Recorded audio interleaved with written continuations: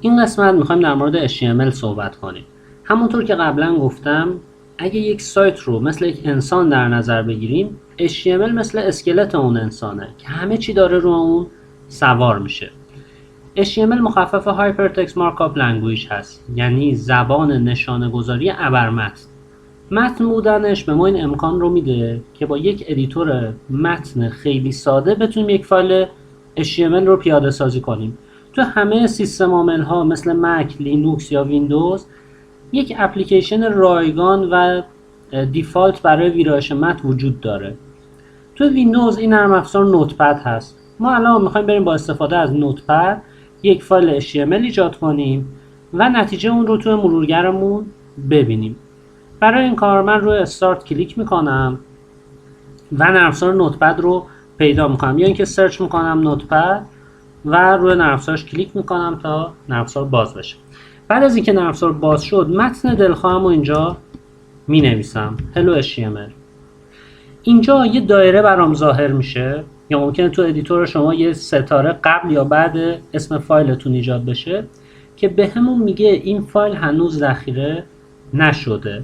زمانی که نیاز به ذخیره سازی باشه این دایره برامون نمایان میشه. برای اینکه فایل رو ذخیره کنم میرم تو فایل و گزینه سیو رو میزنم. اینجا دقت کنید روبروی سیو نوشته کنترل پلاس اس. این یعنی چی؟ به میگیم شورتکات یا میانبر. قرار کار رو برای ما سریعتر کنه. برامون مهمه و دائم هم از این استفاده میکنیم. اگه من کنترل رو نگه دارم و دکمه اس رو بزنم، یعنی انگار رو همین گزینه کلیک کردم. چون ما خیلی زیاد از سیو استفاده میکنیم، بهتر این میانبر رو حفظ باشیم. خب الان روش کلیک میکنم، یه پنجره باز میشه، میگه تا حالا این فایل رو ذخیره نکردی، برو یه فضایی رو انتخاب کن برای ذخیره سازی این فایل. من دسکتاپ رو انتخاب میکنم. به عنوان یک عادت خیلی خوب برای هر پروژه یک پوشه ایجاد کنید، برای هر جلسه آموزشمون یک پوشه ایجاد کنید. من اینجا نیو فولدر رو میزنم و یک پوشه به اسم دلخواه خودم ایجاد میکنم. اینتر رو میزنم، پوشم ایجاد شد، روش دبل کلیک میکنم. داخل پوشه حالا میتونم فایلمو ذخیره کنم.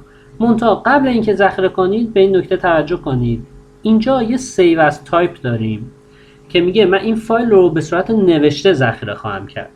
من اینو نمیخوام، میخوام به صورت HTML ذخیره کنم. روی این گزینه کلیک میکنم و آل فایل رو انتخاب میکنم. آل فایل رو که انتخاب کنم، نوتپد به من اجازه میده که این فایل رو با فرمت دلخواه خودم انتخاب کنم. توی قسمت فایل نیم اگه دقت کنید، انتهای فایلتون یه .txt وجود داره. به txt میگیم پسوند یا فایل تایپ یا فایل اکستنشن. این txt به ویندوز ما میگه که این فایل رو باید با نوتپد باز کنی، ولی من اینو نمیخوام. میخوام فایلم با براوزر باز بشه. txt رو پاک میکنم و به جاش مینویسم HTML. HTML پسوند فایل های HTML هست و قبل این نقطه میشه فایل نیم، اسم فایلم، که من میخوام چه چیزی باشه؟ اسم دلخواه خودم. من برای آموزش ها معمولا از این فرمت استفاده میکنم، Z1 دش و اون موضوعی که تو این فایل پیاده سازی شده. فایل بعدی میشه Z2 دش موضوع مرتبط. به جای اسپیس تو اسم فایلتون از منها یا دش یا هایفن، هر ستایی که گفتم یکیه، همه علامت منهاه، منها دش هایفن، از اینا استفاده کنیم. من اینجا منها رو استفاده کردم. سیو رو میزنم و فایل من ذخیره میشه. همونطور که میبینید علامت دایره دیگه از اینجا رفت. اگه این پوشه رو باز کنم میبینم که فایل HTML برای من ایجاد شده. با دبل کلیک روی فایل HTML هم مرورگر باز میشه و من میتونم نتیجه چیزی که نوشتم رو ببینم. از این به بعد که میخوایم کار کنیم، ما با همین دوتا پنجره کار داریم. یک پنجره ادیتور و یک پنجره مرورگرمون که نتیجه رو میخوایم اونجا ببینیم. فرض کنید میخوام یک تغییر ایجاد کنم. خب متن دلخواهم رو اینجا نوشتم. اینجا دوباره علامت دایره رو میبینم، میگه فایل ذخیره نشده. اگه کنترل رو نگه دارم و اس رو بزنم، سیو فراخوانی میشه. چون قبلا سیوش کردم دیگه ازم نمیپرسه کجا ذخیرهش کنم. دایره از بین رفت، ذخیره سازی انجام شد. اینجا چجوری نتیجه رو ببینم؟ میام تو مرورگرم و رفرش رو میزنم، نتیجه رو میتونم خیلی راحت ببینم. این طرف هم برای این دکمه رفرش یه شورتکات داریم، دکمه F5 رو که بزنید مرورگرتون رفرش میشه. خب همونطور که قبلا گفتم ما یک پرکتیس تایم داریم. الان شما باید ویدیو رو پاز بزنید و برید همین فایل HTML رو ایجاد کنید و نتیجهش رو ببینید. اگه مشکلی وجود داشت برگردید دوباره از ابتدا این قسمت ایجاد فایل رو مرور کنید. اگه بعد از یه تعداد تلاش موفق نشدید لطفا متوقف نشید، ادامه ویدیو رو ببینید، شاید تو ادامه ویدیو مشکلتون حل بشه.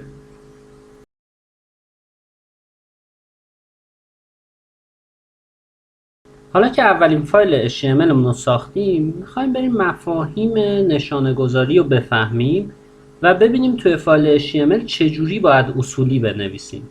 اولین مفهومی که بهش نیاز داریم مفهوم تگ یا المنته که ابزار اصلی ما برای نشانه گذاری هست.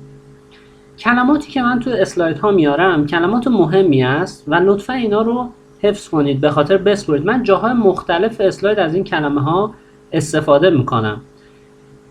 تگ پس شد ابزار نشانه گذاری. چجوری باید یک تگ رو توی نوشتمون تعریف کنیم؟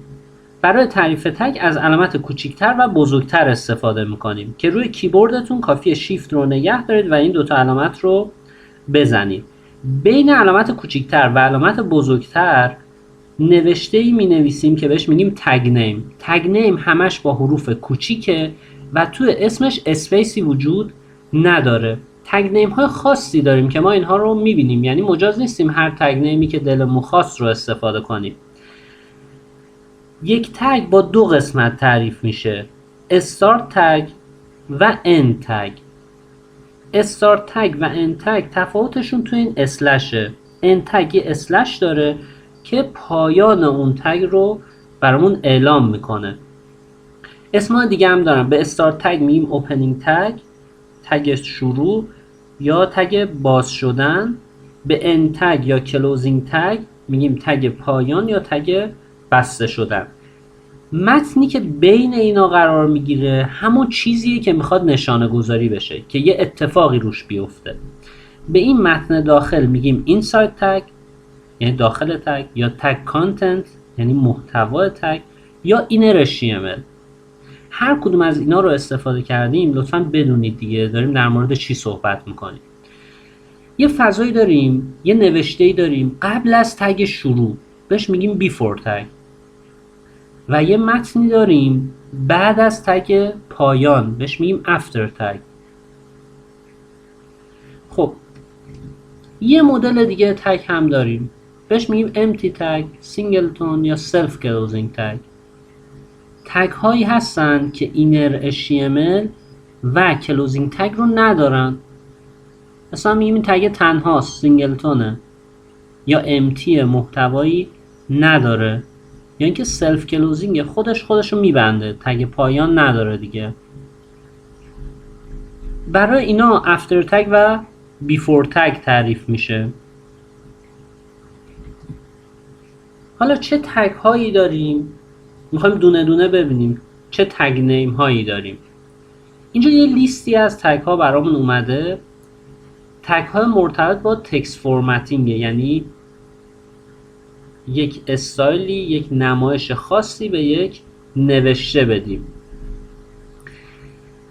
توضیحاتش رو میخونیم بعدا میریم پیاده سازیش هم با هم دیگه میبینیم. تگ B برای اینکه یک نوشته رو بولد کنیم، برجسته کنیم. تگ I برای اینکه بگیم این نوشته جایگزین یک نوشته دیگه ای هست. تگ U برای اینکه زیر یک نوشته خط بکشیم. تگ S برای اینکه روی یه نوشته خط بکشیم، بگیم این نوشته دیگه معتبر نیست، حذف شده، یه لینک دانلودی بوده خط خورده. تگ ساب برای اینکه زیروند ایجاد کنیم یا ایندکس ایجاد کنیم.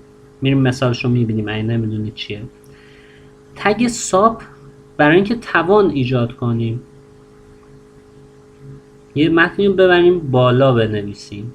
تگ مارک برای اینکه یه چیزی رو هایلایت کنیم. خب قضیه چیه داریم در مورد اینا صحبت میکنیم؟ بقیه تگ‌ها هم حالا خودتون لطفا سرچ کنید، اینا مربوط به بیشتر سئو هستن، از لحاظ نمایشی مثل اون تگ های قبلی هن. خب HTML از اینجا اومد که اون دانشمنده میخواست یه مقاله علمی رو منتشر کنه، با دانشگاه های دیگه یه نوشته یا به اشتراک بذاره. خب متن رو میتونست بیاره تو HTML بنویسه، یعنی اگه من تو این فایلم این متن رو پیست کنم و سیو رو بزنم، میتونم برم تو مرورگرم رفرشش کنم و همین متن رو دقیقاً ببینم. خب پس برای متن اوکیه. مشکل کجا ایجاد شد؟ اون دانشمنده گفت که این کلمه لنگویج برای من مهمه، میخوام بولدش کنم. توی ورد میومد این دکمه بی رو میزد، نوشته بولد میشد، خیلی راحت. خب توی زبان نشانه گذاری اینجا که دیگه بولد رو نداریم، اینجا باید از تگ بی استفاده کنیم. اگه بخوام دقیقاً لنگویج رو بولد کنم، میام از تگ بی استفاده میکنم. من رو ادیتورم کنترل رو نگه میدارم، به علاوه رو میزنم، نوشته ها بزرگ میشه که شما راحت تر بتونید بخونیدش. خب پس لنگویج رو میخوام بولد کنم، از تگ بی استفاده میکنم و اینجا هم کلوزش. این میشه اوپنینگ تگ، تگ باز کردن، تگ شروع. این میشه کلوزینگ تگ، این میشه اینر HTML. چه اتفاقی میفته؟ نوشته ای که بین تگ شروع و پایان تگ بی قرار داره برامون بولد میشه. کنترل اس رو میزنم که این دایره از بین بره و میرم توی مرورگرم، اینجا F5 رو میزنم تا صفحه رفرش بشه. همونطور که میبینید لنگویج بولد شد. من روی این صفحه هم کنترل رو نگه میدارم، به علاوه میزنم که زوم بشه و شما بهتر بتونید نتیجه رو ببینید. الان کلمه لنگویج برای من بولد شده. قدم بعدی میخوام کلمه سیستم رو ایتالیک کنم. اینجا انتخابش میکنم، ایتالیک رو میزنم. خب نوشته کج شد. همین کار رو اگه بخوام توی در واقع نوتپد انجام بدم چیکار میکنم؟ میام اینجا کلمه سیستم رو میبینم و داخل تگ آی قرارش میدم. باز دایره اومده چون تغییر دادم، کنترل اس میزنم، ذخیره میشه. میرم داخل مرورگرم، F5 یا این دکمه رفرش رو میزنم تا صفحه بروز بشه. کلمه سیستم برای من ایتالیک شد. باز دوباره دانشمنده میاد توی ورد، میخواد بگه زیر این 3 تا کلمه یا 4 تا کلمه برام خط بکش. آندرلاین رو میزنه، زیر اینا براش خط میکشه. اگه من هم بخوام همین کار رو انجام بدم، اگه دقت کنید داره حرف اول اینا رو برمی‌داره. بولد حرف اولش بی بود، تگ بی شد. آی ایتالیک بود، آی شد. یو آندرلاینه، پس اینم تگ یو میشه. میام اینجا اون کلماتی میخوام فونت، ببخشید تگ یو استفاده کنم. یو تا کجا؟ انتهاش کجاه؟ بعد از هایپرلینک. هایپرلینک اینجا تگ آی رو میبندم، ببخشید تگ یو رو میبندم. الان چیزی که داخل این تگ هست اینجا میشه تگ شروع، تگ پایان. زیر این ناحیه برام خط میکشه. باز دایره اینجاست، کنترل اس رو میزنم و میرم توی مرورگرم رفرش نکنید، زیر این قسمت برای من خط کشید، آندرلاین شد. حالا همون دانشمنده میخواد کلمه پیج رو خط بزنه. گزینه بعدی استریکس رو، یعنی وسطش خط بکش. باز با اس شروع میشه. تگ بعدی که داریم تگ اس. کلمه پیج رو داخل تگ اس قرار دادم. دایره هست، کنترل اس رو میزنم، سیو بشه. میرم تو مرورگر F5. روی پیج برام خط کشید. پس کار کردن با تگ ها برامون خیلی راحته. میرم سراغ قسمت بعدی. میخوام این قسمتی که نوشته What is inorganic compound، میخوام این رو کپی کنم. کنترل سی میزنم، میام داخل متنم و همون نوشته رو پیست میکنم. خب اینجا که پیست کردم، تو ورد ما چیزی داریم به اسم ساب اسکریپت یعنی زیربند. اینجا رو اگه نگاه کنی 2 اومده پایین، ولی وقتی من بردم داخل متنم اینجا دیگه اون ساب اسکریپت معنی نداره، 2 اومده بالا. وقتی سیوش میکنم و میرم نتیجه رو ببینم، میبینم 2 به صورت عادی ظاهر شده. چجوری میتونم بگم ببرش پایین؟ کافی از تگ ساب استفاده کنم. 2 رو داخل ساب قرار دادم، تگ شروع، تگ پایان. خب سیو میکنم و میام این طرف F5 میزنم، نتیجه رو میبینم 2 رفت به صورت زیربند قرار گرفت. تو قسمت بعدی یه متن دیگه در مورد مربع دارم. این متن رو هم کپی میکنم ببرمش داخل این نوتپدی که دارم. خب اینجا هم باز نکنید 2 رفته توان. اینجا یه آپشنی داریم به اسم سوپر اسکریپت که اینو میبره بالا. حالا من میخوام چیکار کنم؟ همین کار رو اینجا انجام بدم. 2 اومده جلوی این، کافیه اینو بذارم داخل تگ ساب یا همون سوپر اسکریپت. این متن رو برای من میبره بالا. باز برم تو مرورگر، 2 رو برام برد بالا. خب دانشمنده میخواد یه قسمت خاص از متن رو هایلایت کنه، میاد انتخابش میکنه و این علامت رو میزنه هایلایت. این اتفاق براش میفته، بک‌گراندش زرد میشه. میخوام همین کار رو در واقع توی HTML هم انجام بدم. کافیه از تگ مارک استفاده کنم.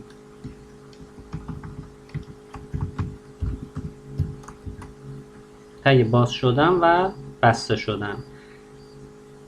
تاثیر تگ روی اینر HTMLشه، چیزی که داخل اون تگ وجود داره. کنترل S رو میزنم و دوباره میرم توی مرورگرم که نتیجه رو ببینم. همون کارهایی که با ورد تونستیم انجام بدیم همونا رو توی HTML پیاده سازی کردیم. برگردم توی اسلاید ها. تگ EM یا emphasize یعنی تاکید. اگه بخوام روی تگی تاکید کنم از EM استفاده میکنم. از لحاظ نمایش مثل بیه، یعنی بولد میکنه، برجسته میکنه نوشتم رو. تگ بعدی که مثل بیه تگ استرانگه، یعنی قوی. زمانی که یک نوشته خیلی مهم داریم از تگ استرانگ استفاده میکنیم، یه کوچولو برجسته تر از بیه. این دوتا تگ توی SEO برامون مهمن و زمانی که بخوایم روی نوشته خیلی تاکید کنیم از اینا استفاده میکنیم. دیگه چه تگی داریم؟ تگ اسمال. اگه بخوایم یه نوشته رو کوچیک‌تر از حد معمول نشون بدیم از اسمال استفاده میکنیم. مثلا توضیحات پاورقی یه مقاله رو با اسمال میتونیم بنویسیم. تگ دیلیت مثل تگ اسم میمونه از لحاظ نمایش و معنی حذف شدن یه چیزی رو داره، از بین رفتن یه چیزی رو میتونیم با این تگ اعلام کنیم. این چیزایی که الان دیدیم تگ های فرمتینگ بودن. لطفاً شما هم یک متن تستی پیدا کنید و همین چیزایی که من روش پیاده کردم رو شما هم پیاده کنید.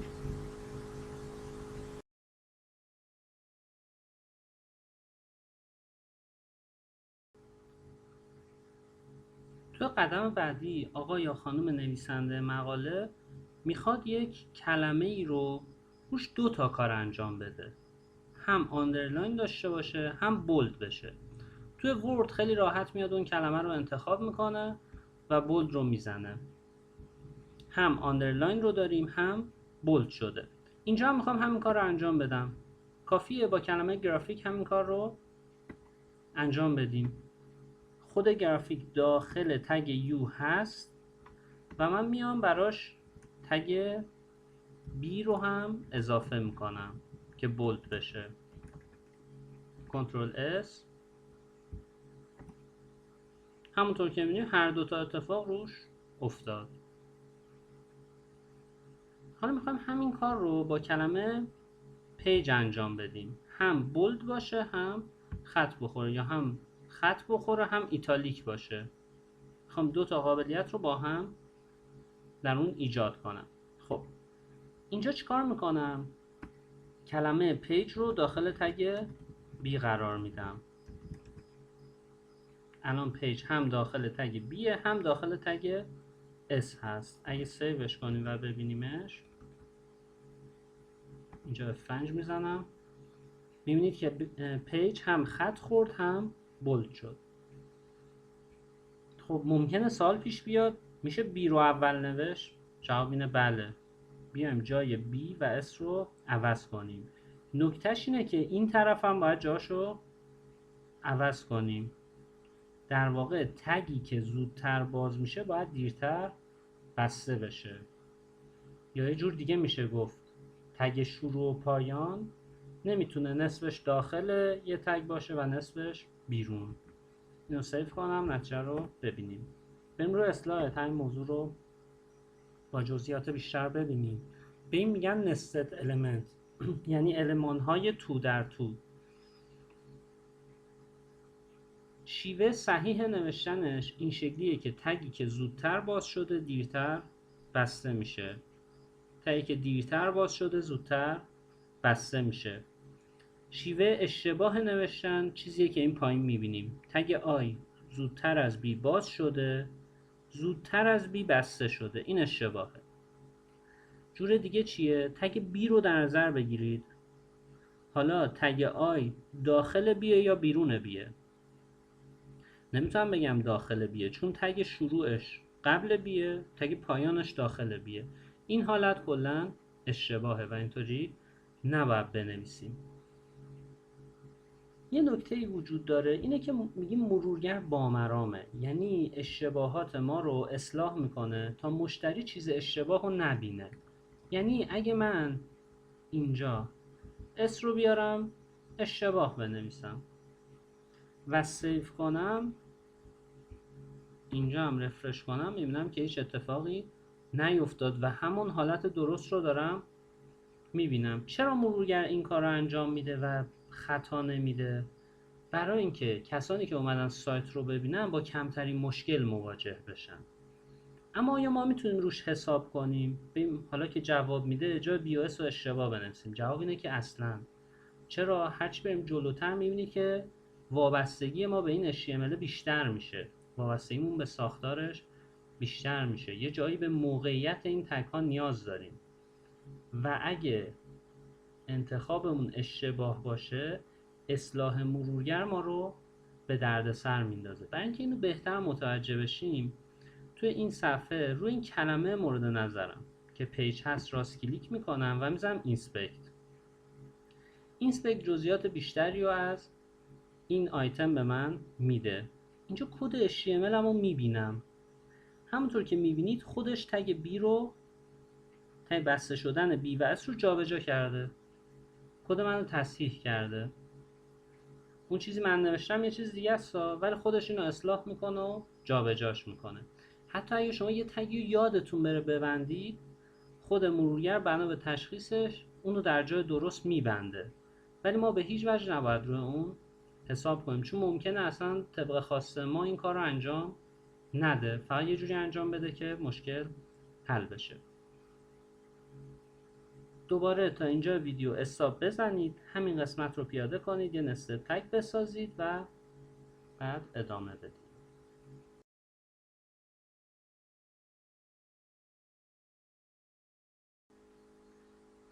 احتمالا متوجه موضوع شدید که توی فایل وردمون ما کلی اینتر داریم، توی فایل HTML هم همه اینترها رو داریم، اما وقتی میریم فایل نمایش HTML رو میبینیم خبری از اینترها نیست. بین کلمه پیج و واتر ما یه تعدادی اینتر داریم اینجا، اما این طرف فقط یه دونه اسپیس اعمال شده. مرورگرها اینترهای پشت سر هم رو فقط به عنوان یه دونه اسپیس در نظر میگیرن. چه یه دونه اینتر بزنید چه 10 تا اینتر بزنید مرورگر یه دونه اسپیس به جاش میذاره. همینطور اسپیس های پشت سر هم رو هم یه دونه اسپیس در نظر میگیره. ببینید بین هایپرتکست و مارکاپ یه تعدادی اسپیس میزنم و فایل رو ذخیره میکنم. وقتی میام تو مرورگر و رفرش میکنم میبینم هیچ اتفاق نیفتاد، فقط همون یه دونه اسپیسی که داشتم سر جاشه. چجوری مطمئن بشم که این همین فایل است؟ کافیه راست کلیک کنم، بزنم ویو پیج سورس. اینجا میبینم آره اسپیس هم هست، ولی نمایشش به این صورته و فقط میشه یه دونه اسپیس. خب قبل اینکه برم سراغ راهکار، بریم تو ورد ببینیم چه ابزارهایی داریم برای اینکه خط جدید ایجاد کنیم. یه موقع هست ما دو قسمت متنمون موضوع کاملا متفاوت دارن. اینجا از پاراگراف استفاده میکنیم. جایی که موضوع عوض میشه پاراگراف به کار میاد. اینجا رو ببینید، این دوتا موضوعاتشون متفاوته. اینتر میزنن. اینتر تو ورد برامون پاراگراف میسازه. اینجا هم همین کار میکنم، یه دونه اینتر. توی این متن من نیاز دارم این قسمتی که در مورد فرمول توضیح میده رو ببرم پایین، ولی واقعیت اینه که این دوتا به هم وابستن، دوتا پاراگراف جدا نیستن. اینجا یه ابزار دیگه داریم. اگه شیفت رو نگه دارید و اینتر رو بزنید، اصطلاحاً لاین بریک اتفاق میفته، خط میشکنه. برای اینکه فرقش بهتر ببینیم من همینو کپی میکنم این پایین و به جای اینکه شیفت اینتر بزنم اینتر میزنم. حالا اگه این دوتا رو با هم مقایسه کنید میبینید که فاصله اینا از هم بیشتره نسبت به بالایی. خب پس لاین بریک هم میتونیم استفاده کنیم. اون چیزی بیشتر استفاده میشه پاراگرافه. اما اگه جایی بخوایم خیلی راحت یه چیزی ببریم خط بعد، مثل اینجا میتونیم از لاین بریک استفاده کنیم. آپشن بعدی اینه که ما توی ورد 3 تا منها بزنیم و اینتر بزنیم. این برامون یه دونه خط ایجاد میکنه، یه خط افقی هوریزونتال، و موضوعات رو از همدیگه جدا میکنه. بریم ببینیم تو HTML برای این موضوعاتی که گفتم چه ابزارهایی داریم. به اینا میگیم پاراگراف اند لاین بریک. اولین چیزی که داریم تگ پیه. تگ پی برامون پاراگراف ایجاد میکنه. دو تا تگ بعدی که میخوام بگم یعنی تگ HR و BR، اینا تگ های سینگلتون هستن، همینجور که اینجا گفته تگ MT سینگلتون یا سلف کلوزینگ، یعنی فقط یه تگ باز شدن دارن، بسته شدن ندارن دیگه. تگ HR اول کلمه هوریزونتال برامون چیکار میکنه؟ یه خط افقی ایجاد میکنه.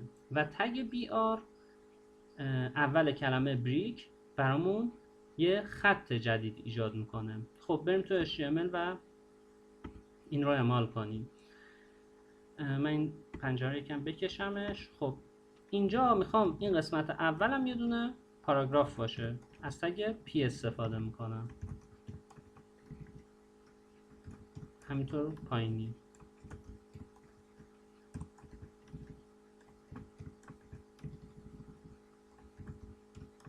از 3 تا تگ پی استفاده کردم، 3 تا پاراگراف خواهم داشت. حالا متنم از هم دیگه جدا شدم. خب این قسمت رو میخوام با یه خط جدا کنم بیرون تگ پی. تگ HR حق نداره داخل پی به کار بره. بیرون تگ پی از تگ HR استفاده میکنم. یک خط افقی برام ایجاد کرد. اگه توی همین متن بخوام یوز بیاد خط بعدی، اینجا میتونم از تگ BR استفاده کنم که خط رو برام بشکنه. خط رو برام شکست و این قسمت اومد خط بعدی. خب 3 تا تگ پاراگراف یعنی P، BR و HR رو تست کنید.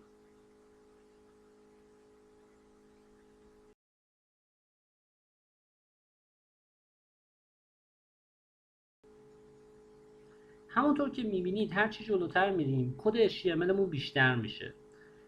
به یه ابزاری نیاز داریم که کارمون رو راحت تر کنه، کمکمون کنه، رنگ بندی ایجاد کنه و در کل کارمون رو بهبود بده. الان وقتشه که از نرم افزار نوتپد مهاجرت کنیم به یه ادیتور حرفه‌ای. من از نرم افزار VS Code توی این آموزش استفاده میکنم که یک نرم افزار اوپن سورس هست و به صورت مجانی میتونید ازش استفاده کنید. مال شرکت مایکروسافته و با جاوا اسکریپت، HTML، CSS، خود C و C# نوشته شده. سال 2015 اولین ریلیزش بود و بعد از اون محبوبیتش همینجوری افزایش پیدا کرد.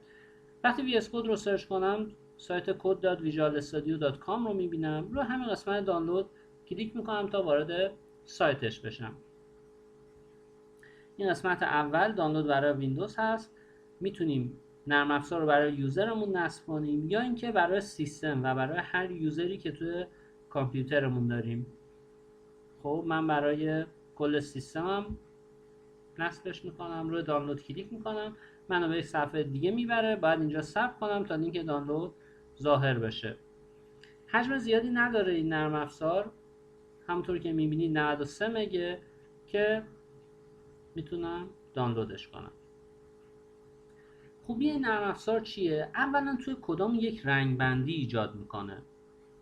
اینجا تگ آی و نوشته های کنارش هیچ تفاوتی با هم دیگه ندارن.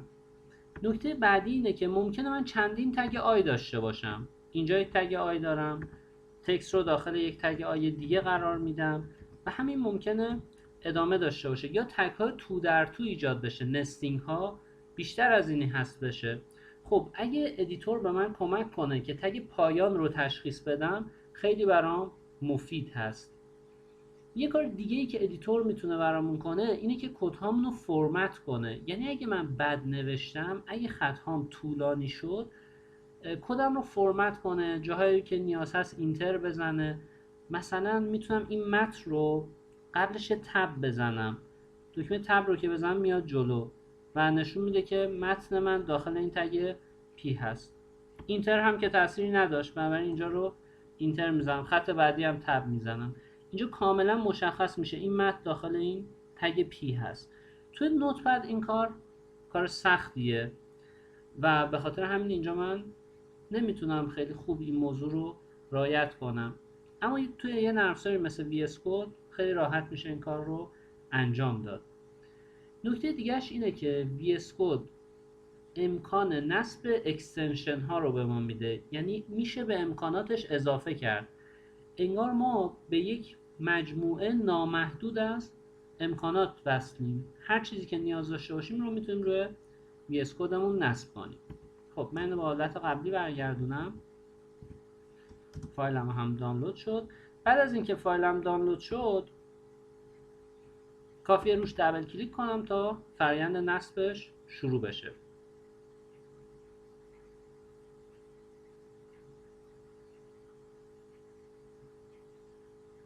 خب توی قدم اول از ما میخواد که موافقت نامه رو بخونیم و بپذیریمش. بعد از خوندن دکمه I accept the agreement رو میزنم و next رو میزنم. بعدش محل نصب نرم افزار رو باید انتخاب کنیم. من همون محل دیفالت رو انتخاب میکنم و next رو میزنم. میگه آیا میخواید در منو استارت براتون یک گوشه به همین اسم ایجاد کنم؟ اگه نمیخواید don't create start menu folder رو میزنید. ولی خب معمولا میخوایم که این پوشه رو بسازه و من بتونم تو استارت راحت پیداش کنم. next رو میزنم. اینجا چند تا آپشن داره. یکی اینه که روی دسکتاپمون یه آیکون ایجاد کنه. دومیش اینه که توی در واقع اکسپلوررمون، یعنی اینجا زمانی که روی فایل ها راست کلیک میکنم یه گزینه داشته باشه که این نرم افزار رو با کد یا همون VS Code ویژوال استودیو کد، خب با این بازش کن. اینو میخوام باشه. همینطور میگه این کار رو میتونم برای پوشه ها انجام بدم، برای دایرکتوری ها میتونم این رو به کانتکست منوتون اضافه کنم. کانتکست منو اینه، زمانی یه جا راست کلیک میکنید به میگیم کانتکست منو. حالا تو ویندوز ها دیگه این شکلیه، به میگیم کانتکست منو. خب این کار رو هم میخوام برام انجام بده.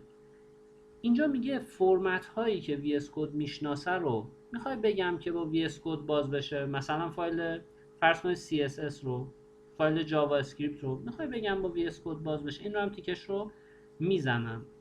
و گزینه آخر همین است که کد یا همون VS Codeمون تو همه پوشه ها در دسترس باشه. همه گزینه ها رو تیک زدم و next رو میزنم. اینجا یه خلاصه ای از تنظیمات هم نشون میده و بعد دکمه اینستال رو میزنم. خب اینجا منتظر بمونیم تا نصبش انجام بشه.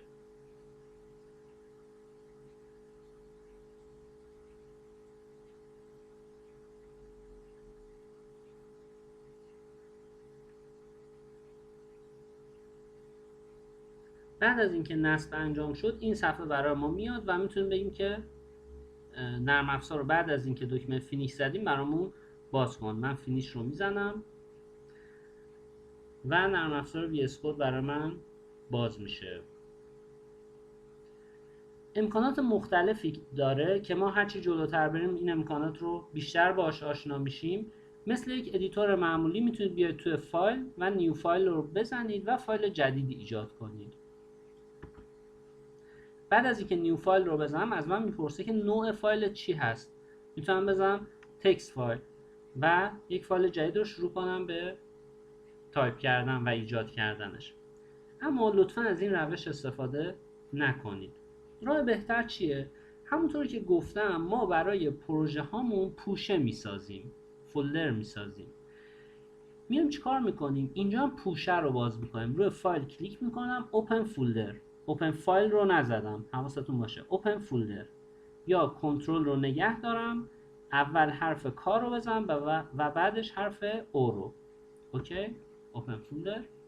اینجا میرم اون پوشه‌ای که قبلا ساختم رو انتخاب میکنم، استو رو انتخاب میکنم و میزنم select folder.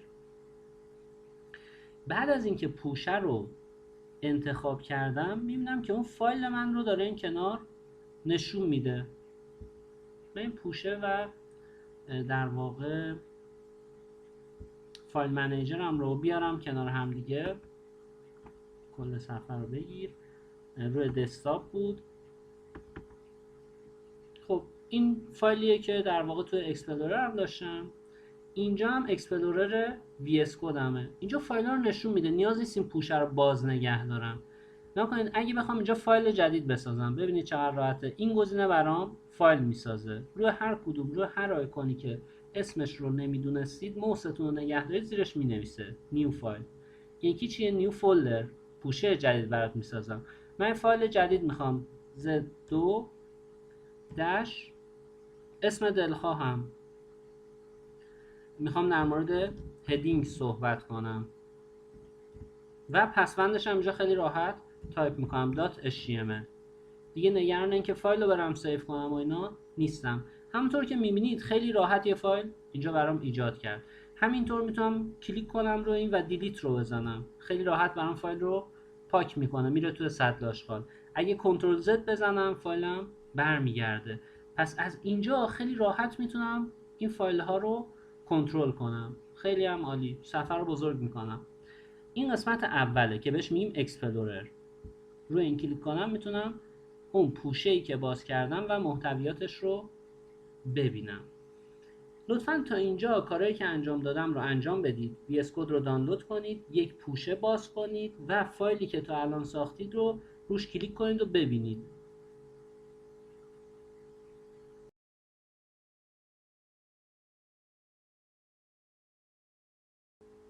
ابزار دیگه‌ای که برای نگارش مقاله بهش نیاز داریم هدینگ ها هستن.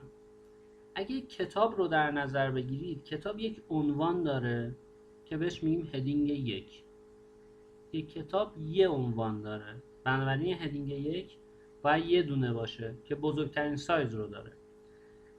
بعد اون کتاب یه سری فصل داره. فصل ها رو با سایز کوچیکتری نشون میدیم که میشه هدینگ 2. هر فصلی یه سری زیر مجموعه داره، میشه هدینگ های 3. اینا عنوان بخش های مختلف هستن. سایز هدینگ ها از زیاد به کم تغییر میکنه. تگ H1 هدینگ 1 هست. تگ H6 آخرین هدینگ، دیگه H7 نداریم. 6 تا هدینگ مختلف داریم. توی فایل وردمون میتونیم برای این فایلمون یه عنوان بذاریم، about HTML. توی نرم افزار ورد اینجا هدینگ 1 رو دارم. بعد میتونم براش زیربخش ایجاد کنم. اینجا بگم این در مورد مثلا تب ساب اسکریپت هست و این رو تبدیل میکنم به هدینگ 2. این عنوان کتابه، بنابراین یه دونه است توی صفحه. این یکی انگار عنوان فصله، H2 عنوان فصله. این یکی باز یه فصله دیگه. فرض کنید در مورد سوپر اسکریپت صحبت کردیم، H2. بنابراین این بخش های مختلفی میتونیم توی فایلمون داشته باشیم. توی فایل HTML چجوری باید عمل کنیم؟ توی VS Code هم من فایل جدید ساختم. میام این محتوایی که توی Z1 استارت داشتم رو کپی میکنم، میارم توی این فایل هدینگ. کنترل وی رو میزنم که پیست انجام بشه. خب میخوام هر کدوم از این پی ها یه عنوان داشته باشن. ابتداش یعنی قبل اون تگ پی کلیک میکنم و تگ H1 رو مینویسم. خب H1 رو من باید تگ کوچیکتر رو بنویسم، H1 رو بنویسم و تگ رو ببندم. همونطور که میبینید خودش تگ بسته شدن رو برای من نوشت. نکنید به محض اینکه علامت بزرگتر رو زدم خودش تگ بسته شدن رو نوشت. کارمون رو به شدت راحت میکنه VS Code. یه چیز دیگه هم حتما دقت کردید، این تگ ها رنگ متفاوتی دارن و خیلی راحت از نوشته ها تشخیص داده میشن. خب اینجا می نویسم about HTML. این شد تگ H1. بالای این پی تگ H2 رو استفاده میکنم. یه راه حل دیگه برای نوشتن H2 کافیه H2 رو بنویسم، خودش این رو برام میاره. به اینا میگن امت که کارمون رو راحت میکنه. وقتی این علامت A4 رو کنارش دیدم میتونم اینتر رو بزنم و خودش تگ رو برام میسازه. از اینا هم لطفا استفاده کنید. خب تگ H2 رو ساختم و متن مورد نظرم رو داخلش می نویسم. برای این پی باز دوباره تگ H2 می سازم و می نویسم سوپر اسکریپت. یه چیزی رو فراموش نکنید، این H ها باید توالی داشته باشن. یعنی چی؟ اول H1 بعدش میتونیم چند تا H2 داشته باشیم. چیزی که الان نوشتم درسته. بعد H2 میتونه H3 بیاد، اما نمیتونیم یهو بپریم به یه عدد دیگه. اگه بعد H2 برم H4 این اشتباه هست. باید حتما H3 باشه بعد زیر مجموعه اون H4 باشه. نکته بعدی اینه که H ها یا هدینگ ها داخل تگ پی ظاهر نمیشن. یعنی من نمیتونم این تگ رو از اینجا بردارم بیام این داخل بنویسم، کنترل Z بزنم، کنترل X، کنترل V. این اشتباهه، این شکلی نباید بنویسم. خب کنترل Z میزنم که کدم برگرده به حالت درست خودش. این شد تگ های هدینگ که توی بحث سئو هم بسیار مهم هستن و باید توالی اونها رو رعایت کنیم. لطفا از این تگ های هدینگ استفاده کنید و بعد ویدیو رو ادامه بدید.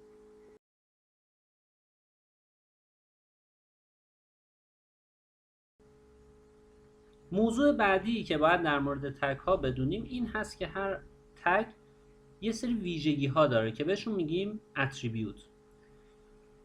اتریبیوت ها برای همه تگ های HTML میتونن تعریف بشن. اتریبیوت ها اطلاعات اضافی در مورد تگ ها بهمون ارائه میدن و نکته مهم اینه که اتریبیوت ها رو فقط و فقط توی تگ استارت می نویسیم. توی تگ پایان هیچ خبری از اتریبیوت نیست. در واقع هیچ وقت توی تگ پایان چیزی نمی نویسیم. اتریبیوت ها به صورت نیم و ولیو هستن، اسم و مقدار. اینجا رو نگاه کنید، توی تگ استارت ما اگه بخوایم یک اتریبیوت بنویسیم باید قبل از اسم اتریبیوت یک اسپیس ایجاد کنیم، بعدش اسم اتریبیوتمون مساوی دبل کوتیشن و مقدار اون اتریبیوت، بعدش هم پایانش با دوباره دبل کوتیشن خواهد بود. دبل کوتیشن روی کیبوردتون اینجاست، باید دکمه شیفت رو نگه دارید و این دکمه رو بزنید. اگه یه تگی بخواد چند تا اتریبیوت داشته باشه کافی همون فرمول بالا رو تکرار کنیم، یعنی قبل اسم اتریبیوت یه اسپیس، بعد اسمش مساوی، حواستون باشه دو طرف این مساوی اسپیس نداره، بعدش دبل کوتیشن و بعد مقدار. در واقع مقدار بین دو تا دبل کوتیشن قرار میگیره. تعداد دبل کوتیشن ها باید زوج باشه، یه دونه دبل کوتیشن بی‌معنیه. اتریبیوت بعدی رو دوباره یه اسپیس قبل اسمش، اسم اتریبیوت مساوی دبل کوتیشن ولیو دبل کوتیشن. به ازای هر کدوم از این مساوی ها باید دو تا دبل کوتیشن داشته باشید. بعدش اینر HTML مون مثل قبل و تگ پایان. توی تگ پایان هیچ وقت هیچ چیزی نمی نویسیم. خب تگی که باش سر و کار داریم و قرار اتریبیوت رو روی اون ببینیم تگ انکر یا همون لنگر هست. بهش میگیم هایپرلینک، لینک خودمون. اگه من توی صفحه‌ام بخوام یه متنی داشته باشم و زمانی که کاربر روی اون کلیک کرد من رو روی صفحه هدایت کنه، به عنوان مثال میگم منبع این مقاله من ویکی‌پدیا هست و میخوام زمانی که روی ویکی‌پدیا کلیک شد منو به سایت ویکی‌پدیا ببره. توی ورد کافیه روش راست کلیک کنم و دکمه لینک رو بزنم. اینجا اون آدرس مورد نظرم رو که ویکی‌پدیا است مینویسم و اوکی رو میزنم. به همین سادگی لینک ایجاد شد. توی HTML باید چیکار کنم؟ من همین فایل هدینگ 2 رو یه کپی از روش میگیرم. برای کپی کردن کافیه روی فایل کلیک کنید، کنترل C رو بزنید، تموم شد. کنترل V رو بزنم، کپی پیست، یه دونه از روش میسازه و اسمش رو خودش به کپی تغییر میده. روی این راست کلیک میکنم و رینیم رو میزنم یا کافیه دکمه F2 رو بزنم تا بتونم اسمش رو تغییر بدم. اسمش رو تغییر میدم به Z3 انکر. خب توی این فایلم میخوام انتهای پاراگراف یه اینتر زدم، تگ A رو ایجاد کنم. تگ A رو مینویسم اسپیس، اتریبیوتی که داشت اسمش href بود مینویسم H رو که بنویسم خود VS Code برام راهنما میاره، میگه میخواید چی رو بنویسی. کافیه روی این کلیک کنم، یا اگه میخواید با کیبورد کار کنید با دکمه های جهت نما بالا و پایین رو میزنم، میتونم روی اینا جابجا بشم. پایین رو میزنم href الان هایلایت شده و کافیه اینتر رو بزنم. خودش مساوی و دبل کوتیشن رو برای من مینویسه، باز از ویژگی خوب VS Code. اگه نبود باید خودم این شکلی می نوشتم href مساوی باز دبل کوتیشن خودش گذاشت و این بین آدرسی که میخوام زمانی روی لینک کلیک شد برم اونجا رو می نویسم. من میخوام بگم که من رو ببر به سایت google.com دبل کوتیشن بستن علامت بزرگتر که تگ استارت رو پایان میده و تگ بسته شدن رو هم خود VS Code برام نوشت. این داخل کافیه بنویسم چه متنی رو میخوام نشون بدم، سرچ انجین. اوکی. خب فایل من زدیه که بنابراین نتیجه درستی رو نمیبینم. Z3 رو انتخاب میکنم، هدینگ هایی که قبلا ایجاد کردم میبینم و اینجا هم لینک سرچ انجین. اگه رو این کلیک کنم من رو میبره به همون سایتی که تو در واقع href به اون اشاره کردم. میتونم بگم که وقتی روی این کلیک کرد لینک رو و صفحه رو توی تب جدید باز کن. برای اینکه این کار رو انجام بدم یه اتریبیوت دیگه داریم به اسم تارگت، یه اتریبیوت دیگه باز نکنه خود VS Code اینو نوشت و مقدارهاش هم برام آورده. اگه بنویسید underline blank این برامون یک تب جدید باز میکنه. کنترل S رو میزنم، اینجا نکنید دایره همون دایره همیشگی، کنترل S رو بزنم دایره از بین میره. تب‌های دیگر رو میتونم ببندم که اینجا شلوغ نشه، فقط Z3 رو باز نگه میدارم و اینجا صفحه‌مو رفرش میکنم. حالا نکنید زمانی که روی این کلیک میکنم گوگل توی صفحه جدید برام باز میشه. دیگه چه اتریبیوتی داره؟ اتریبیوت دیگه ای داریم به اسم تایتل، عنوان. اینا اختیاری هم، میتونید ننویسید. اتریبیوت تایتل زمانی به کار میاد که میخوایم یه توضیحی در مورد این تگ بدیم. به عنوان مثال میگم best search engine in the world.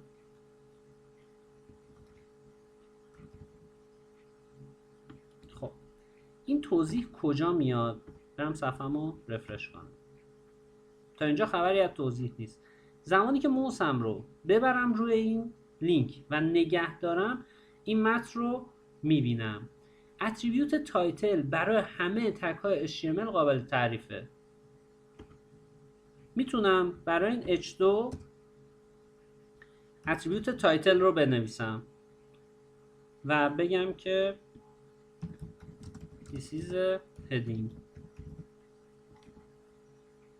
کنترل S رو زدم. من دیگه ناخودآگاه کنترل S رو میزنم. با کنترل تب، با آلت و تب میتونم بین صفحاتم جابجا بشم. آلت رو نگه میدارم، تب رو میزنم. اینجوری صفحاتی که باز دارم رو میاره و زمانی که رهاش کنم میرم تو صفحه مورد نظرم. حالا F5 رو میزنم، صفحه من رفرش میشه. نکنید موسم رو ببرم این رو، بهم نشون میده this is a heading. لطفاً تگ A و اتریبیوت href رو تست کنید.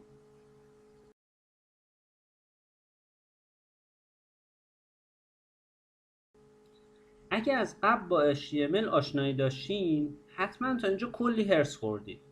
گفتید که چرا این داره این شکلی می نویسه. بهتون حق میدم. ما توی HTML یک استراکچر داریم. به این فایلی که میسازیم میگیم داکیومنت. گفتیم دیگه این از دانشگاه ها اومده بود. بنابراین بهش میگفتن داکیومنت یا مستند. یه مستند علمیه انگار. و این مستند باید یه ساختار داشته باشه. توی یک مقاله باید بگیم که این عنوانش چیه، چه کسی مقاله رو نوشته. در واقع یه سری اطلاعات در مورد اون وجود داره. این داکیومنت رو که میخوام ببرن توی کتابخونه اون دانشگاه ذخیره کنن، میان میگن یه سری کلمه کلیدی براش تعریف کنیم که اگه کسی اونا رو سرچ کرد بتونه این کتاب رو پیدا کنه. خب یه ساختار پس برای HTML مون داریم. اولین چیزی که باید اول فایل HTML مون بنویسیم یک تگ خیلی خاصه که ورژن HTML رو تعیین میکنه. سینگلتون خاصه، فقط و فقط همین اول فایل به کار میره، هیچ جای دیگه کدمون استفاده نمیشه و ورژن HTML مون رو بیان میکنه. چجوری مینویسیم؟ علامت کوچیکتر، علامت تعجب، داک تایپ. میتونیم همش رو با حروف کوچیک بنویسیم. جزء استثناءات هست، با حروف بزرگ هم بنویسیم قبوله. بعدش اسپیس و یه اتریبیوتی داره به اسم HTML. اتریبیوتش این شکلیه که ولیو نداره، فقط نیمه. خب این اولین چیزیه که من باید بنویسم. بعدش یه تگ HTML داریم، باز شدنش اینجاست، بسته شدنش اینجاست. تگ HTML هم فقط یک بار به کار میره تو کل فایلمون. خب باز برگردیم به اون انسانه. میگفتیم سایت مثل انسان دیگه، یه کله داره انسان، یه هد داره اینجا و یک بادی داره. هر چیزی که قرار دیده بشه تو بادیه، تو بدن است. هر چیزی که توضیح در مورد نوع فایل تو هد میاد. ما قبلا کلمه ویوپورت رو یاد گرفتیم چی بود.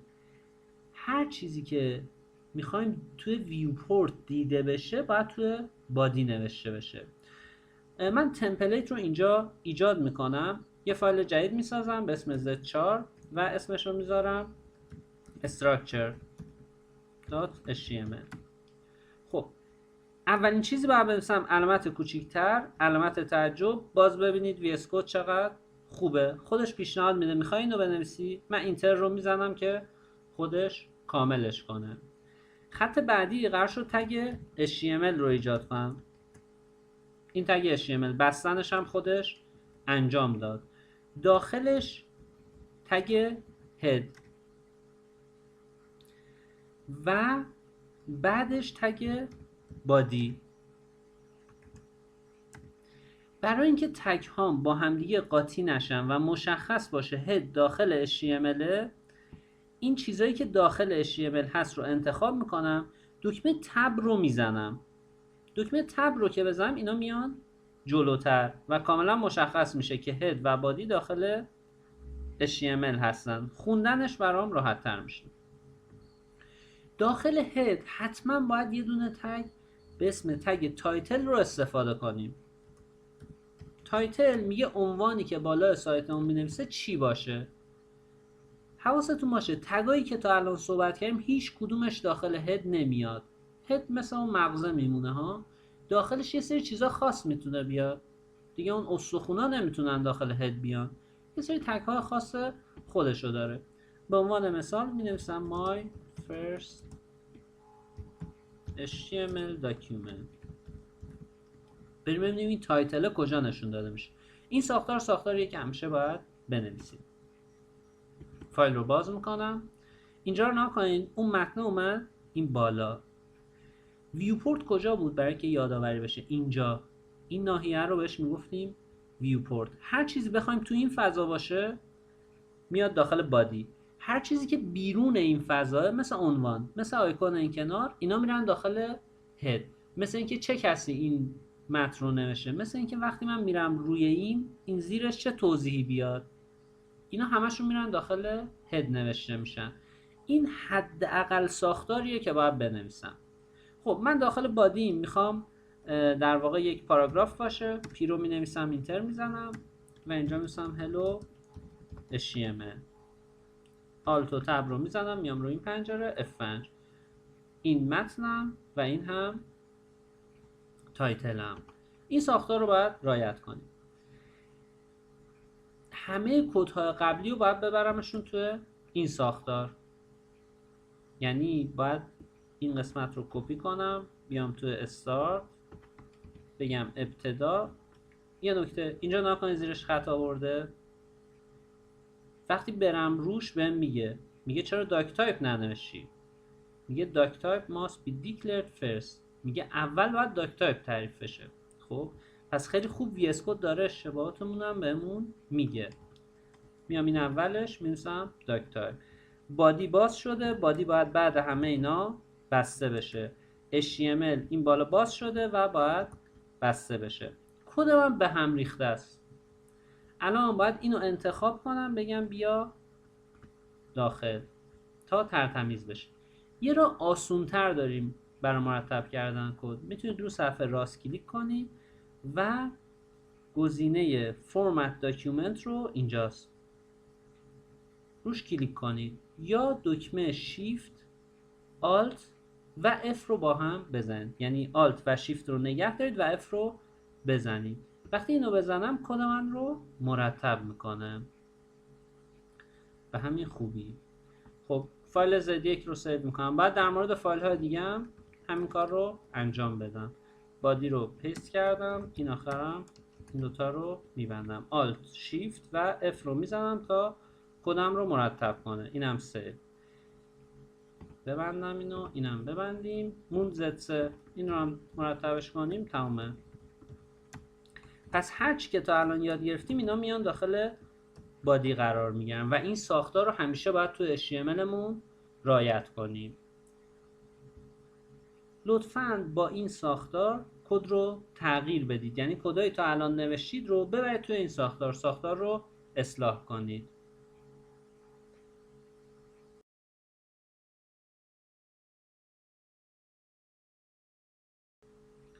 حالا که خودتون یک بار این ساختار رو برای داکیومنتتون نوشتید، میخوام این نوید رو بهتون بدم که VS Code برای این هم ابزار داره. یعنی خودمون نیاز نیست کل این ساختار تکراری رو همیشه بنویسیم. اگه فایلتون رو با پسوند HTML ذخیره کنید، خیلی مهمه، اینجا بزنید .html. قبل اینکه سیوش کنید اصلا این چیزی میگم جواب نمیده.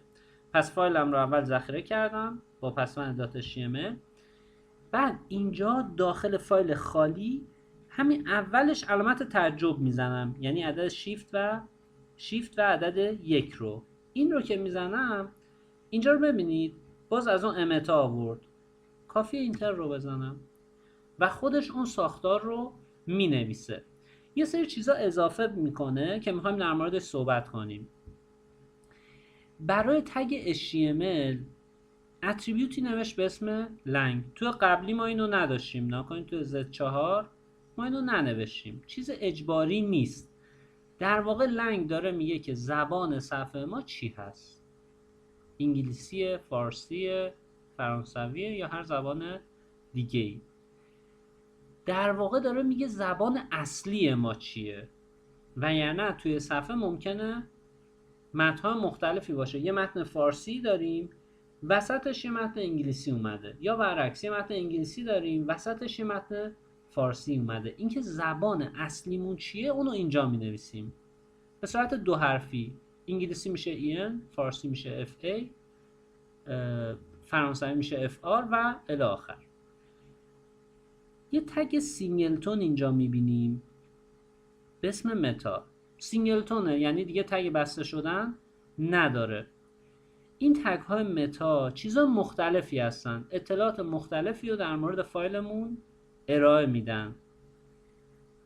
نمیشه همشون رو حفظ کرد، میتونید از توی اینترنت سرچ کنید و متاهای مختلف رو پیدا کنید. اما من اون چیزایی که ضروریه و همیشه تو فایلمون میاد رو توضیح میدم که بدونید چی هن. اولیش کاراکتر سته یا چرست یا کرست. در واقع این داره میگه فرمت فایل ما، چیزی که فایل ما ذخیره میشه توی هارد اون چیه، چه شکلی داره ذخیره میشه. یه فرمت استاندارد داریم به اسم UTF-8 که همه زبانها رو پشتیبانی میکنه.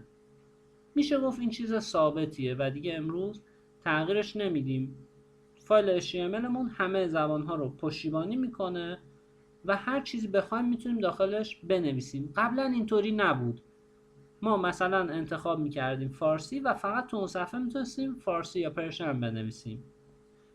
پس این متا تگ اول، بدونیم که کارش چیه، تغییری نیاز نیست بدیم، همینجا باشه. متا تگ دومم یه متا تگ ضروریه، برای ریسپانسیو کردن صفحه ازش استفاده میشه که ما بعداً تو همین دوره در موردش صحبت میکنیم. این متا تگ یه اتریبیوت داره به اسم نیم که مقدارش ویوپورته، مشخصا داره در مورد ویوپورت صحبت میکنه و توی کانتنت توضیح میده که در مورد اون ویوپورت میخواد چی رو تنظیم کنه. میگه ویوپورت اون ارزش به اندازه ارز دستگاه باشه، یعنی توی گوشی ارز سایتمون مقدار دلخواه نباشه، به اندازه ارز صفحه گوشی باشه. دیوایس ویت میشه ارز. و اینیشیال اسکیل زوم اولیه رو میگه اون صفحه‌ای که داریم نشون میدیم زوم اولیه‌اش چند باشه. بیشتر توی گوشی تاثیرش رو میتونیم ببینیم. بقیه چیزا رو قبلا دیدیم. این همون هده، این تایتل عنوان صفحه‌مون و اینم بادیه. کدایی میخوام بنویسم داخل بادی، هر چی میخوایم بنویسیم از این به بعد داخل بادی مینویسیم. خب من میرم از کد قبلی یه متنی رو برای بادیم کپی میکنم.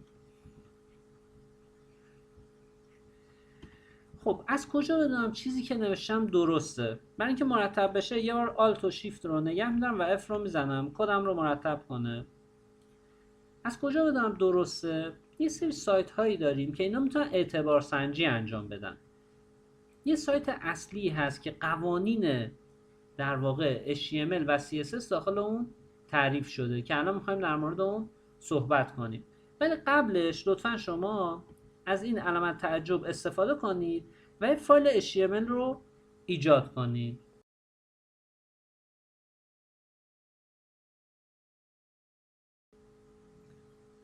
حالا که فایل رو ایجاد کردید بریم ما هم دیگه اون سایت مرجع رو ببینیم. سایتی داریم به اسم W3 یا W3C.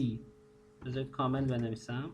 W3C World Wide Web که همون 3 تا W نوشتن W3 و C کنسرسیوم. اینا در واقع یه انجمنی هستن که در مورد قوانینی که باید تو HTML، CSS و جاوا اسکریپت وضع بشه در مورد اون صحبت میکنن و قوانین رو ارائه میدن. وارد سایتش بشم بخش‌های مختلفی داره که در مورد موضوعات مختلف صحبت کرده. من به یه چیزی نیاز دارم به اسم ولیدیتور. تو همین صفحه اگه بیام پایین برم بالا توی قسمت developers اینجا یه سری ابزار میبینم. میتونم روی قسمت تولز بزنم بروز تولز. اینجا نگاه کنید ابزارهای مختلفی رو آورده. اون چیزی که من میخوام اینه HTML چکر. روی این که کلیک کنم من رو میبره داخل یه صفحه دیگه که نوشته نو HTML چکر. خب این روند طولانی بود. تو گوگل سرچ کنید W3 ولیدیتور. ولیدیت یعنی اعتبار سنجی، ولیدیتور یعنی اعتبار سنج. همین سایت اول validator.w3.org. وقتی وارد این بشم با چند روش میتونم فایلمو بهش بدم که اعتبار سنجی انجام بده. یکی اینه که فایل من رفته روی سایتی قرار گرفته، میتونم اینجا آدرسش رو بدم. راه دوم اینه که اینجا کلیک کنم میگه فایلتو آپلود کن و من بهت میگم این فایلت معتبر هست یا نه. من میرم اینجا استارت رو انتخاب میکنم و میذارم چک. خب اینجا به من میگه چه وارنینگ ها و چه ارور هایی دارم. الان به من وارنینگ داده. اولی وارنینگه یعنی داره هشدار میده اشکال نره، حالا اینو نذاشتی اشکال نره. میگه برو اتریبیوت لنگ رو به تگ HTMLت اضافه کن. اگه بیام پایینتر اینجا در واقع متن رو به هم نشون میده. میگه خط 1 چیکار کن؟ به تگ HTML این رو اضافه کن. نکنید شماره خط دارم اینجا توی فایل استارت.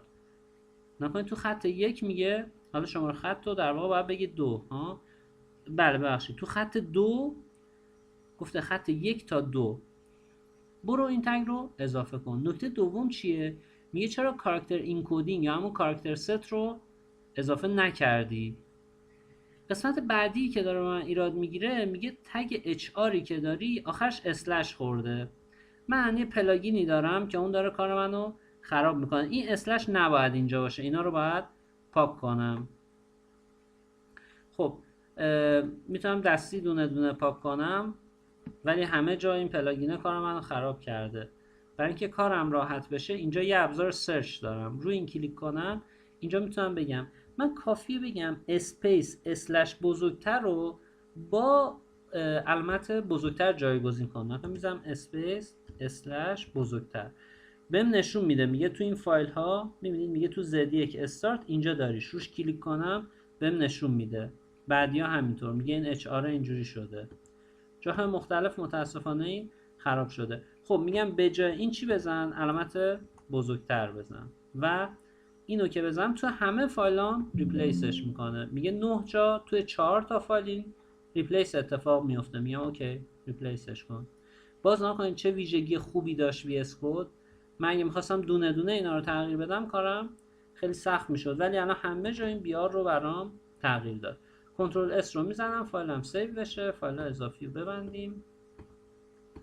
خب پس الان به من ایراد گرفت که این فایل چرا در واقع HRات رو اینجوری کردی و همینطور BR رو. اینا رو بهم خطا داد. شماره خطش رو گفته میتونم برم کامل چک کنم. راه دومی که میتونید فایلتون رو چک کنید یه دونه بک میزنم برگردم به همین صفحه Validate by Direct Input. اگه روی این کلیک کنم اینجا میتونم فایلم رو کپی کنم و بنویسم. اینجا نگاه کنید من این فایل همین استارت رو که تغییر دادم کنترل A رو میزنم کل متن انتخاب میشه. کنترل رو نگه داشتم A رو زدم. کنترل C میزنم کپی بشه. بعد میام اینجا و پیستش میکنم. دکمه چک رو میزنم. فایل منو بررسی میکنه و اینجا خطا و وارنینگ ها رو بهم میگه. HR و BR ها رو درست کردم. فهموند لنگ میگه لنگ رو برو درستش کن. اینجا هم نگاه کنید وقتی از دایرکت اینپوت استفاده میکنم اینجا خود اون تگ رو نشون میده و بهم میگه اینجا رو اصلاح کن. اگه یه دونه دیگر رو انتخاب کنم این آخریه که از همه کامل تر بود. کنترل A کپی میام اینجا کنترل A رو میزنم کل این متن انتخاب بشه. دیلیت رو میزنم متن اضافی پاک شه و بعدش کنترل ویو میزنم این متن اصلیم که از تو اون فایل آوردم و پیست کنم. حالا میذارم چک، فایلم بررسی میکنه و بهم میگه که داکیومنت کامل چک شد، هیچ خطا یا وارنینگی نداری. هر فایلی انجام میدید و بیارید اینجا و چک کنید. توی این دوره خیلی برامون مهمه که درست بنویسیم. بعد مدت این در واقع ملکه ذهنتون میشه، ناخودآگاه درست می‌نویسید. بازم هر وقت در مورد یه چیزی شک کردید، مثلا من حواسم نیست H1 رو میبرم داخل P یا برعکس P رو میبرم داخل H1، هر دوتا اشتباهه. یا مثلا یادم میره که نستینگ چجوری بود، اگه اینجا تگ B رو جاشو باعث عوض کنم، خب میدونم یه چیز اشتباهه. اولا خود VS Code برام راهنما میاره، میگه این نوشتی اشتباه، زیرش خط میاره. به هر حال متوجه این نشدم، ندیدم یا هر دلیل دیگه ای، اینو وقتی ببرم داخل ولیدیتور بهم خطا میده و میگه نستینگ رو رعایت نکردی. ببینیم نتیجه رو.